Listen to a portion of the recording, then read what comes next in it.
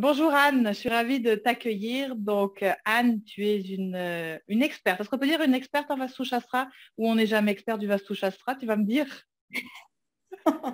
Namasté Sandrine. Oui, c'est Écoute, ça. je pratique le Vastu Shastra, je suis passionnée et je transmets, j'essaye d'être la plus proche possible de la tradition première du Vastu Shastra.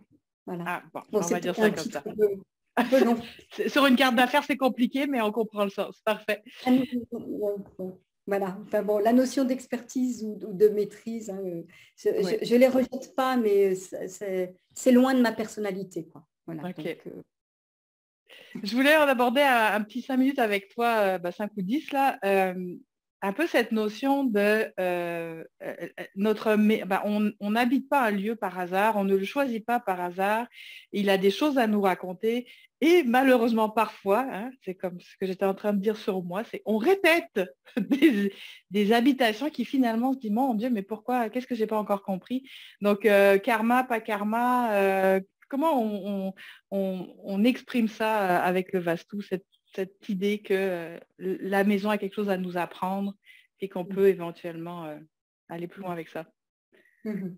Oui, effectivement, dans la tradition indienne, c'était quelque part le grand luxe, c'est-à-dire on choisissait avec des pandits, on faisait tout un tas de rites, on regardait le ciel, on allait voir les astrologues, on choisissait le terrain qui correspondait à notre énergie et on faisait construire la maison qui correspondait à notre énergie spirituelle profonde, hein, qui est donc définie par des vibrations qui sont données par les nakshatras lunaires de naissance.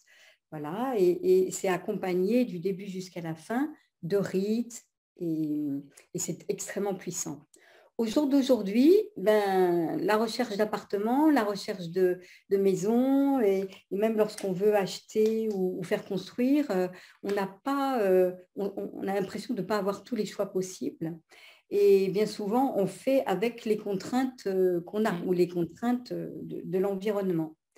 Et effectivement, parfois, on se retrouve à habiter des lieux où on se dit, une fois qu'on a un peu diagnostiqué ce qui se passe, ou simplement qu'on scrute comment on se sent à l'intérieur, ou ce qui se passe dans nos vies depuis qu'on est là, on se dit que ça a certainement du sens.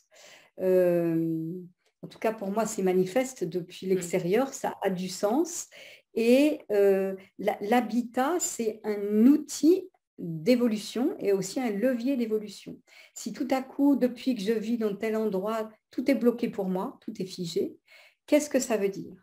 Ça veut dire, et si c'est figé, en plus, on est bien coincé parce qu'en général, on n'arrive même plus à en sortir, on n'arrive même plus à quitter les lieux. Eh bien, là, c'est vraiment aussi, ça fait partie du travail du Vastu et qui est passionnant, de comprendre pourquoi on s'est... pourquoi notre énergie nous a attirés là-dedans, et sans doute qu'il y a quelque chose de karmique, quelque chose qui se répète ou qui nous vient de notre passé dans cette incarnation ou d'une vie plus antérieure pour ceux qui admettent cette hypothèse. En tout cas, pour l'Inde, c'est évident que la notion de karma et de vie antérieure, c'est une réalité. Eh bien, les maisons, elles sont là pour nous faire travailler. Et évidemment, nous, les humains, on le sait, hein, quand on travaille en psychothérapie ou quel que soit le choix de l'outil, on attend souvent d'être dans le mur pour pouvoir commencer à travailler sur soi. Je vois pas ce que tu veux dire. C'est quand il n'y a plus de possibilités qu'on se dit, bon, ben là, il faut que j'appelle à l'aide, il faut que je comprenne. Et c'est souvent dans la douleur, dans la souffrance. Voilà. Donc, je m'aperçois qu'il y a des maisons, par exemple, des maisons impossibles, que les gens viennent habiter, ils vont mettre beaucoup d'argent, ils vont réparer des choses, il y a l'impression que ça n'en finit jamais.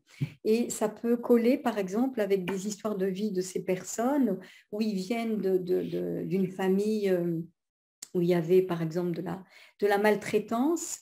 Et comme si il y a quelque chose en eux qui les poussait à adopter des maisons toutes cassées, mal ficelées, mal fagotées. et d'être dans un processus de réparation qui est évidemment intéressant pour la maison elle-même, mais qui les répare aussi intérieurement.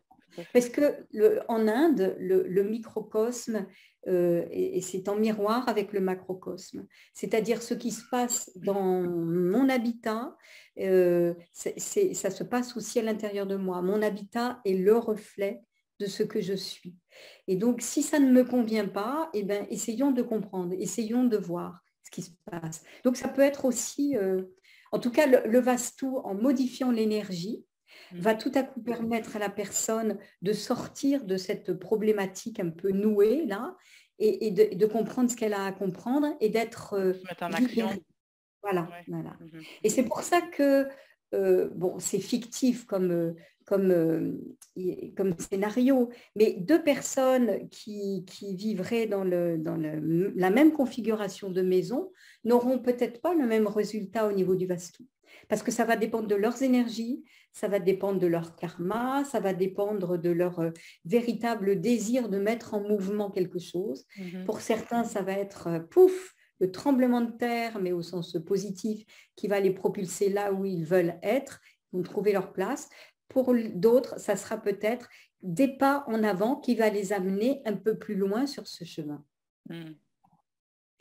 C'est exactement la philosophie d'Harmonie Déco, que ce soit le Vastu ou c'est vraiment ça, c'est que prenez, voyez ce que vous ne pouvez pas voir ici, là, regardez votre maison, écoutez-la et vous allez voir qu'elle vous parle de vous et que vous, quand vous parlez d'elle, vous parlez de vous aussi. Et oui, c'est vraiment magique. Puis c'est là où on se dit, bon, soit j'ai la tête dure, soit j'ai la tête dure. Fait que là, il faudrait s'arrêter de comprendre.